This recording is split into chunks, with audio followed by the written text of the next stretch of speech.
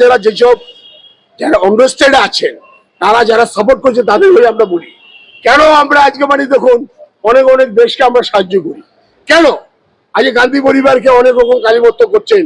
এই মোদি আজকে বিহারে ইলেকশন হয়েছে, দেখুন বিহারে ইলেকশন 7.5 কোটি ভোট বলছে 75% ভোট, সেখানে মানে বলছে 75% ভোট হয়েছে, তাহলে মানে সেখানে 700 কোটি কি করে ভোট হয়, সেখানে হয় 6 কোটি 30 লক্ষ ভোট, তাহলে 20 লক্ষ ভোট কোথায়?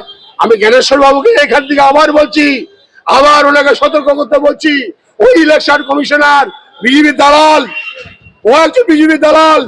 আজকে এনআরসি এসিআই সিএ এইসব নিয়ে একটা ভাওতাবাজি ইলেকশন টাইমে করেন।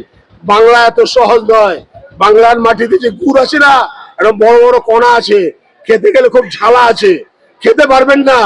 এই বাংলার মানুষ এত মানে লড়াইয়ের মধ্যে বাংলাকে নিয়ে এসছেন, বাংলাকে মনে করে যদি কেউ ছেলে খেলা করে মানে এখান থেকে তিষ্ঠিত করবেন, দখল করবেন, সেটা জীবন হবে না।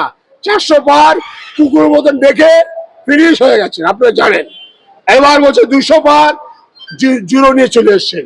এবার ইলেকশনে বলছেন এবার টিএমসি একদম শেষই হয়ে যাবে। ইলেকশনই হলো না, শরীফ স্যারের কাছে কানে কানে বলছেন আমরা জিতবো।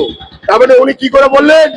উনি বললেন এই কারণেই বললেন ওরা চুরি চামারি করবেন, এই যে সিএ করে এই এসআর করে মানুষকে দমাতে চেয়েছেন, কিচ্ছু হবে না।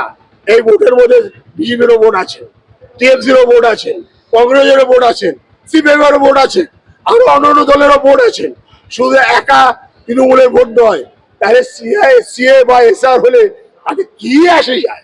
মমতা ব্যানার্জি কখনো বলেছেন যে আমার সিএ হলে আমার অসুবিধা আছে?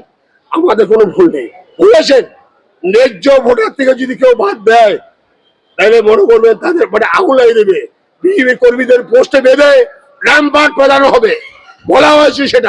সেটা ওরা শুনে রাখো।